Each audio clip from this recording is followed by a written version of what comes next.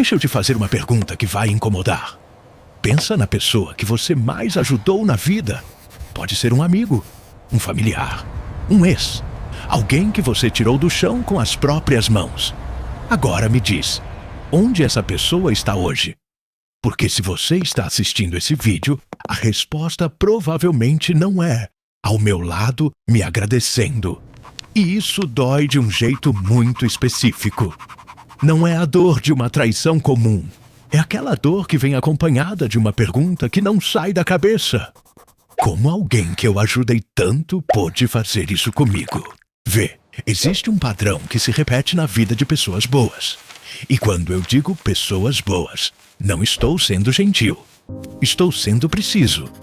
Existe um perfil específico de pessoa que experimenta essa traição com uma frequência que não é coincidência.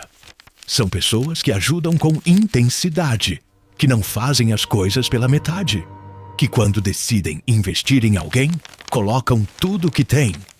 E essas mesmas pessoas, de forma quase inevitável, acabam sendo as mais traídas.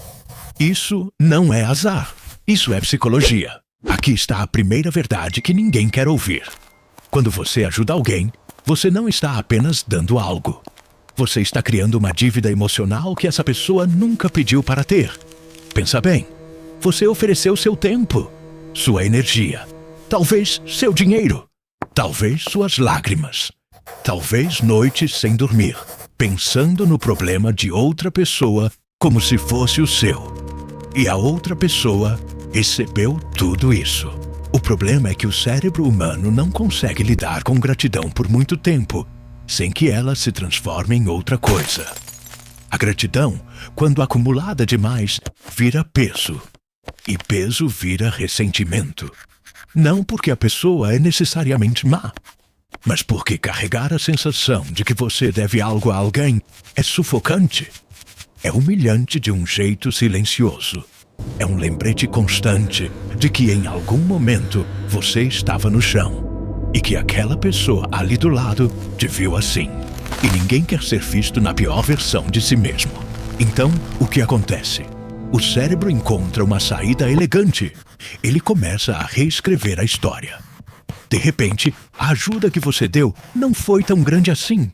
De repente, você tinha seus próprios motivos. De repente, eles teriam conseguido sem você de qualquer jeito.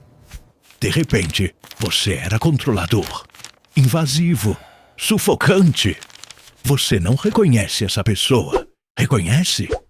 Aquela que, de repente, tem todas as críticas do mundo para te fazer. Exatamente quando você menos esperava. E a crueldade disso é que quanto mais você ajudou, mais a narrativa precisa ser distorcida.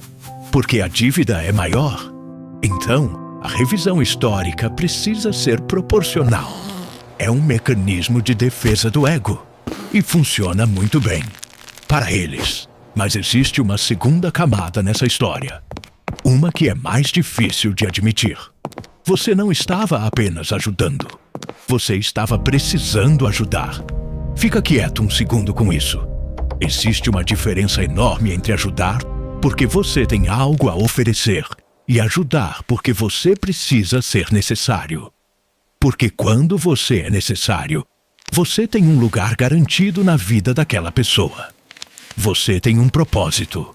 Você tem segurança emocional disfarçada de generosidade. E quando a pessoa começa a se recuperar, quando ela começa a precisar menos de você, alguma coisa estranha acontece. Você sente que está perdendo espaço. Então, inconscientemente, você continua ajudando. Às vezes, além do que ela precisa. Às vezes, além do que é saudável para qualquer um dos dois. E aí, a relação deixa de ser uma troca entre iguais e se transforma em algo muito mais complicado. Você no papel de salvador, ela no papel de salva. E ninguém aguenta esse roteiro por muito tempo. Tem uma metáfora que eu quero que você guarde. Quando você ajuda alguém com muita intensidade, você se torna um espelho. E esse espelho reflete uma imagem que a pessoa não quer ver. A versão dela que estava vulnerável, que estava perdida, que precisou de ajuda. Toda vez que ela olha para você, ela vê essa imagem. Então, o que ela faz? Ela quebra o espelho. Não porque você fez algo errado, mas porque a sua presença é um lembrete constante de quem ela foi em um momento que ela prefere esquecer. E você fica ali com os cacos nas mãos sem entender o que aconteceu. Então, o que você faz com isso tudo? A resposta ingênua seria: pare de ajudar as pessoas. Mas isso não é nem honesto nem possível para quem você é. A resposta real é mais sutil. Aprende a diferença entre ajuda que liberta e ajuda que cria dependência. Ajuda que liberta diz: eu acredito que você consegue. Estou aqui se precisar. Ajuda que cria dependência diz, sem palavras: você precisa de mim. E eu preciso que você precise de mim. Uma constrói a outra pessoa. A outra constrói a relação de poder que vai inevitavelmente ruir. E tem mais uma coisa. Você precisa aceitar que algumas pessoas vão te trair, não apesar da sua bondade, mas por causa dela. Porque a sua bondade colocou elas em um lugar de fragilidade que elas não sabem como processar. E isso não é culpa sua. Mas também não significa que você saiu ileso. Significa que você estava em uma relação que nunca foi entre iguais. E relações assim têm prazo de validade. No final, existe uma pergunta que fica: se você soubesse que ia ser traído, você teria ajudado mesmo assim? A maioria das pessoas que eu conheço com esse perfil diz que sim. E acho que isso é a coisa mais bonita e mais trágica ao mesmo tempo. Você continua ajudando mesmo com as cicatrizes. Só que agora, com um pouco mais de clareza sobre o que está em jogo. E com um pouco mais de cuidado com a pessoa que mais precisa de você. Você mesmo.